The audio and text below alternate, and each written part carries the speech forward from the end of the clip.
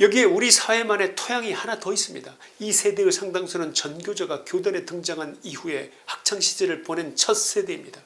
교실에 스며든 좌파 주사파적 세계관 위에 80년대식 선악구도가 덧칠되고 그 위에 광우병과 사드의 선동이 켜켜이 쌓이면서 하나의 좌파 신앙이 완성된 것입니다. 저는 이것을 신념이라고 불러주는 것을 거부합니다.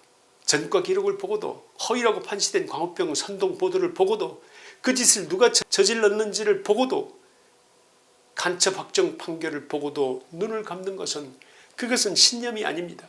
집단적 인지 부조화이고 진영이라는 이름의 중독입니다. 40년 모은 이념의 가두리 양식장에 갇혀 바깥에 거대한 바다가 있다는 사실 자체를 잊어버린 것입니다.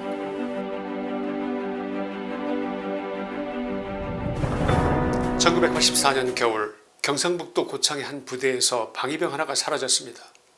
병적 기록에 약 7개월의 근무 이탈 그리고 군 헌병대에 의한 체포 그리고 이어서 30일의 영장 구금이 기재되어 있다는 주장이 지난 7월 6일 국회 기자회견장에서 나왔습니다. 그리고 42년이 지난 2026년 오늘 그 의혹의 당사자로 지목된 사람은 대한민국 45만 명의 군 장병을 지휘하는 국방부 장관의 자리에 앉아 있습니다. 안규백 바로 이 사람입니다. 국민의힘 최보윤 수석 대변인은 이렇게 논평했습니다. 탈영병 체포조에 쫓기던 도망자가 자신을 쫓던 군사경찰과 45만 장병을 지휘하는 셈이다. 여러분, 대한민국 국민이라는 게 지금처럼 부끄러운 적이 있으십니까? 이런 장관 밑에서 지휘봉을 잡아야 하는 군 장성들의 심정은 또 어떻겠습니까? 안 그렇습니까? 국방부는 탈영 주장이 명백한 허위이며 병적 기록상 행정 오류라고 해명했습니다.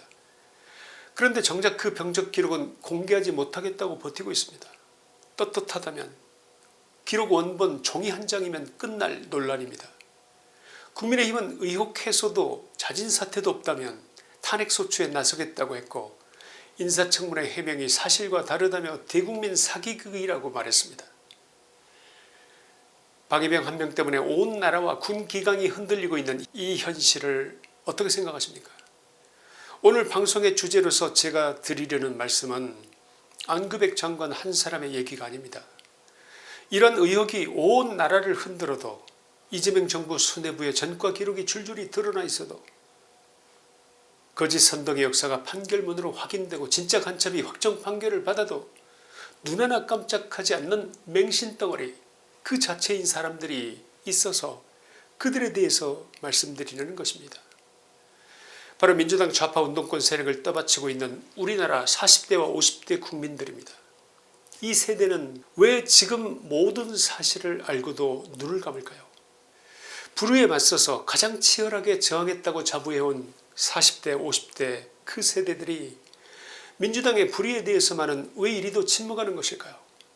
오늘은 이 질문을 바닥끝까지 밀고 가보겠습니다. 첫째, 지금 대한민국을 이끄는 사람들의 전과 기록을 살펴보겠습니다. 이재명은 법원에서 확정된 전과가 4건입니다. 검사 사칭에서부터 음주운전, 특수공무집행방해 그리고 공직선거법 위반까지 대법원 유죄 취지 파기환송건까지 친다면 5건이 됩니다. 총리를 지내고 이번에 당대표 출마 선언을 한 김민석은 불법 정치자금 7억 2천여만 원을 받은 혐의로 구속 기소되어 대법원에서 벌금 600만 원에 추징금 7억 2천만 원이 확정됐던 인물. 당대표에 출마한 정청래는 1989년 주한미군 대사관저 점거 농성을 주도해 국가보안법 위반으로 징역 2년을 선고받았습니다. 여기서 끝이 아닙니다. 김영훈 고용노동부 장관은 불법 파업 등으로 전과가 5건, 인사청문 요청안에 기재된 형사처분 이력만 12건에 이릅니다. 노동질서를 바로 세워야 할 주무장관의 이력이 이렇습니다. 대통령은 전과 4범, 전 총리는 추징금 7억, 전 당대표는 국가보안법 전과, 장관 1명의 전과가 무려 5건, 그 위에 국방부 장관의 탈영 의혹까지 얹어져 있습니다. 기업으로 친다면 회장도 사장도 이사회 의장도 모두 전과자로 구성된 회사인 셈입니다. 여러분은 이런 회사에 노후자금을 맡기실 수 있겠습니까? 그런데 우리는 지금 나라 전체를 저런 이력의 사람들에게 맡기고 있는 것입니다. 둘째, 이 진영이 걸어온 길은 거짓 선동의 역사입니다. 2008년 온 나라가 광우병 공포에 떨었습니다. 미국산 소고기를 먹으면 뇌 구멍이 숭숭 뚫린다고 했습니다. 유모차를 끌고 나온 엄마들이 촛불을 들었고 교복 입은 학생들이 저는 아직 15년밖에 못 살았다면서 울부짖었습니다. 그 공포의 진원지였던 MBC 방송 보도에 대해 법원은 핵심 대목들이 허위라고 최종 판시했습니다. 그로부터 18년 동안 대한민국에서 미국산 소고기 때문에 광우병에 걸린 사람은 단 한 명도 없었습니다. 2016년에 경북 성주에서 사드 전자파에 참외가 튀겨진다고 했습니다. 전자파에 온몸이 튀겨진다면서 길바닥을 가로막고 들어눕는 시위를 벌였습니다. 훗날 환경부가 사드 기지의 전자파를 공식 측정한 결과는 인체보호 기준의 0.2% 수준, 기준치의 500분의 1이었습니다. 참외는 멀쩡했고 성주 참외는 지금도 전국으로 팔려나가고 있습니다. 그런데 그 선동에 앞장섰던 사람들, 그들을 지지했던 사람들 가운데 4050 세대가 있었습니다. 이들 중에 국민 앞에 머리 숙여 사과한 사람이 몇이나 된다고 생각하십니까?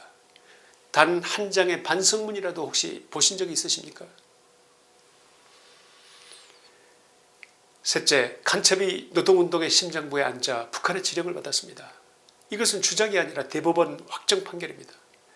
민노총 전 조직쟁의국장 석모 씨는 2017년부터 2022년까지 북한의 지령문을 받아 노조활동을 빙자한 간첩활동을 벌였고 중국과 캄보디아에서 북한 공작원을 접선했으며 평택 미군기지와 오산 공군기지의 시설 정보까지 수집했습니다.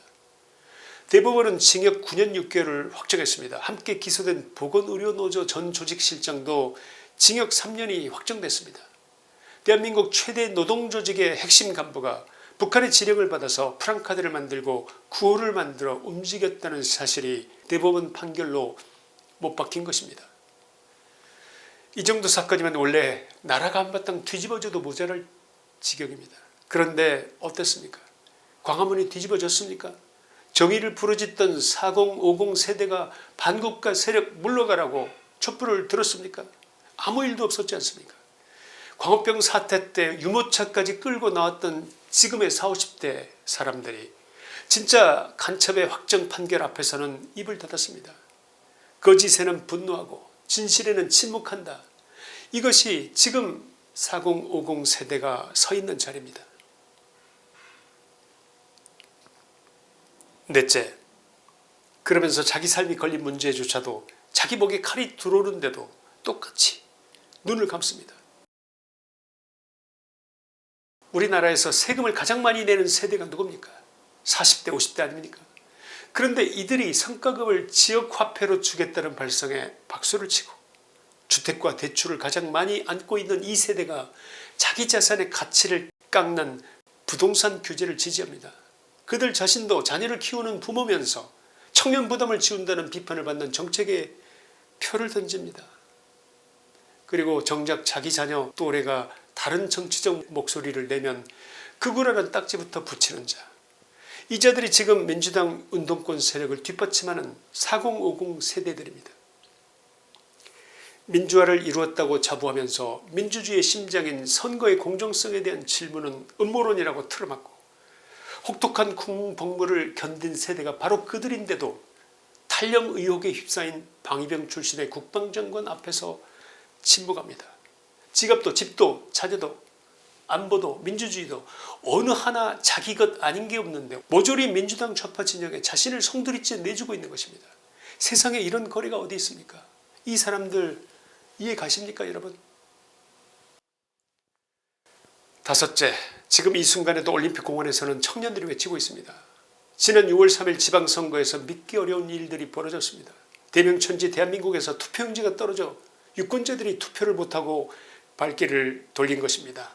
단순히 부실관리로 포장될 수 없는 총체적 부정행위가 저변에 노출되었다는 말이 나왔습니다.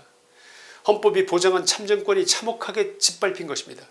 올림픽공원에는 수많은 인파가 모였습니다. 그리고 한 달이 넘도록 주최자도 없이 SNS를 보고 모여든 2030 청년들과 시민들이 밤낮으로 개표소 앞을 지키며 외치고 있습니다. 부정선거, 재선거, 당일 투표, 수개표를 외치고 있습니다. 여러분 생각해 보십시오. 누가 시켜서 나온 것이 아니지 않습니까? 취업 준비에 쫓기는 청년들이 광장에 나와 빼앗긴 주권에 대해서 말하고 있는 것입니다. 이 명백한 부정행위를 보고도 그 광장을 단순히 지나치는 40대 50대가 유독 많습니다.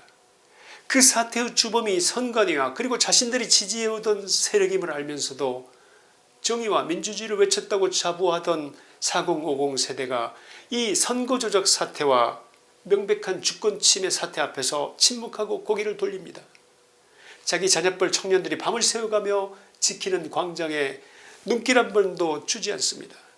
도대체 이들은 무슨 생각을 하고 있는 것일까요? 이들이 침묵하는 이유는 무엇일까요?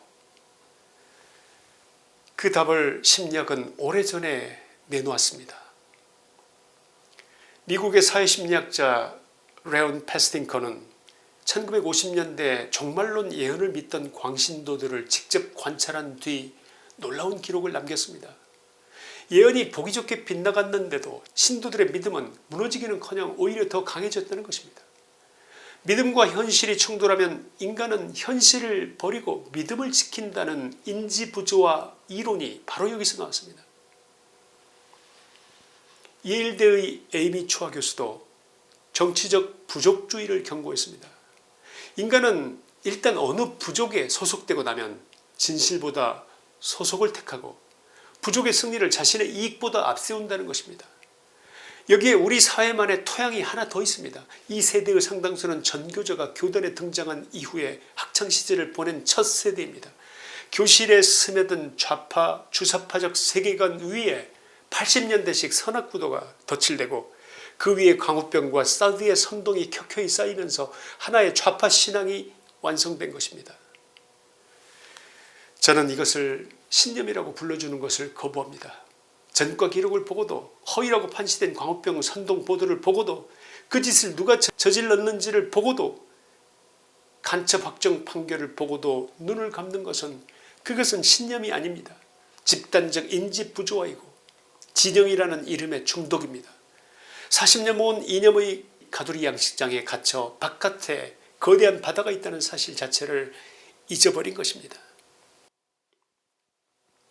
결론입니다. 40대 50대 여러분께 묻습니다. 젊은 날에 여러분은 불의 앞에서 침묵하는 어른들을 경멸하지 않았습니까? 민주주의를 달라고 외치던 그 시절의 함성을 이제 와서는 정말 잊으신 겁니까?